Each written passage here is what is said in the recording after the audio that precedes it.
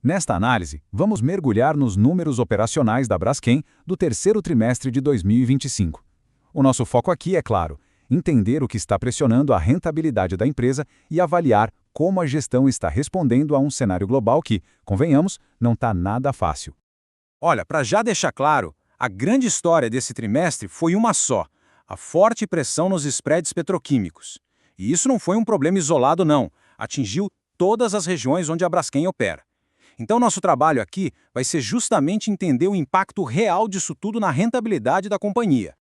Estruturamos nossa análise em 5 pontos, bem direto ao ponto. Primeiro, um panorama geral do trimestre. Depois, a gente passa o pente fino em cada região: Brasil, Estados Unidos e Europa e México. E, para fechar, a gente resume tudo com os pontos mais importantes para ficar de olho. Então, vamos começar pelo cenário global. O que o relatório mostra, e isso não é bem uma surpresa, é que a volatilidade continua alta. E qual o resultado disso na prática? Pressão constante nos spreads do setor petroquímico no mundo todo. Isso acaba batendo direto na rentabilidade da empresa. Ok, agora focando no Brasil. O que a gente vê aqui é uma combinação de fatores, sabe? Parte vindo do mercado, de fora para dentro, e parte vindo da própria operação da empresa. Os números a seguir contam bem essa história. E o primeiro número que chama a atenção é este aqui: uma queda de 9 pontos percentuais na taxa de utilização das fábricas de eteno, comparando com o trimestre anterior. Isso é bastante coisa. Na prática, significa mais capacidade parada, o que pesa diretamente nos custos fixos. E claro, com a produção mais baixa, o que acontece? As vendas caem. O volume de resinas vendidas aqui no Brasil recuou 5% em relação ao segundo trimestre.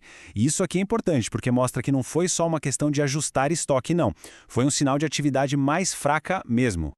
E aí a gente chega no indicador que resume a rentabilidade: o spread de resinas. Uma queda de 14% na comparação com o mesmo período do ano passado. Ou seja, a operação brasileira sofreu um golpe duplo. Vendeu menos e com uma margem bem pior. É a combinação mais complicada que existe. Então, o que explica esse cenário no Brasil? Bom, o relatório aponta algumas causas principais. Primeiro, teve uma parada programada para manutenção no Rio de Janeiro. Segundo, a própria empresa decidiu otimizar a produção, ou seja, produzir menos por causa da demanda mais fraca e da concorrência com produtos importados. Basicamente, foi uma decisão estratégica: melhor reduzir o ritmo do que derrubar ainda mais os preços. Agora, vamos dar uma olhada no que aconteceu nos Estados Unidos e na Europa. Aqui, a história é curiosa, porque a gente tem duas forças indo em direções opostas. Por um lado, a produção melhorou, mas por outro, as vendas não acompanharam. E aqui a gente vê esse contraste bem claro nos números. Olhando para a operação, a taxa de utilização subiu 5 pontos, o que é uma boa notícia, principalmente porque as operações nos Estados Unidos voltaram ao normal. Só que, quando a gente olha para a demanda, o volume de vendas caiu 2%. E quem puxou essa queda foi a Europa, com uma atividade industrial mais fraca.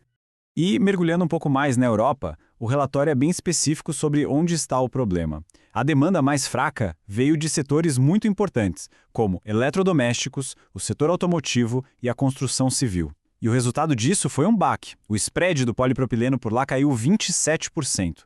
É uma queda muito forte e acende um sinal de alerta sobre a economia europeia. Beleza, agora vamos para o México. O trimestre lá foi marcado por 2 eventos muito importantes. Um deles de curto prazo, que foi uma grande parada para manutenção, e o outro de longo prazo e muito estratégico, o começo da operação de uma nova fonte de etano. Aqui a gente vê o passo a passo. Primeiro, a parada programada. Isso, claro, impactou a produção e as vendas no curto prazo. Não tem jeito. A produção caiu e o volume de vendas foi 30% menor que no ano passado. Mas o ponto mais importante, o que realmente muda o jogo para o futuro, é a diversificação do fornecimento de etano. Isso é fundamental para reduzir a dependência de um só fornecedor.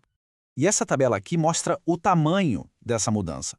O novo terminal, o Puerto México, já entrou fornecendo uma quantidade bem significativa de etano. Isso é crucial, não só porque é mais uma opção, mas porque ajuda a compensar a queda no que vinha da Pemex. Ou seja, mostra que a estratégia da empresa de diversificar foi mais do que acertada.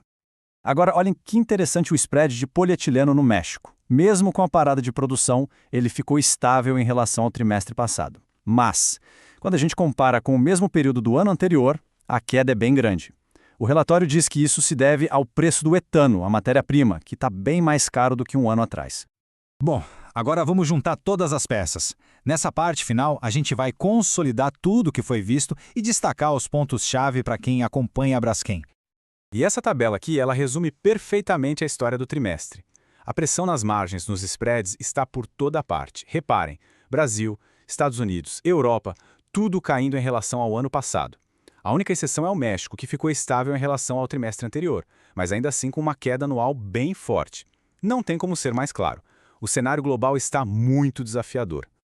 E só para reforçar, quando falamos de spread, estamos falando daquela diferença entre o preço de venda do produto final e o custo da matéria-prima. É basicamente o principal indicador de lucro de cada operação. O que aconteceu nesse trimestre foi o pior dos mundos. O custo da matéria-prima subiu e, ao mesmo tempo, a demanda mais fraca não deixou a empresa repassar todo esse custo para o preço final. Então, para resumir o trimestre em 4 pontos principais. Primeiro, a palavra de ordem foi compressão de margens em todas as regiões. Segundo, paradas para manutenção atrapalharam a produção. Terceiro, e um ponto muito positivo, foi o avanço estratégico no México com a nova fonte de matéria-prima. E por último, um cenário de demanda bem misto, mais forte nos Estados Unidos, mas bem fraco na Europa. Que tudo isso nos leva à grande questão que fica para os próximos trimestres. Com esse cenário de spreads pressionados no mundo todo, a pergunta que o mercado vai se fazer é: será que as jogadas estratégicas da Braskem, como essa nova fonte de etano no México e os ajustes na produção do Brasil, vão ser suficientes para proteger a rentabilidade? Essa é a resposta que todo mundo vai procurar nos próximos resultados.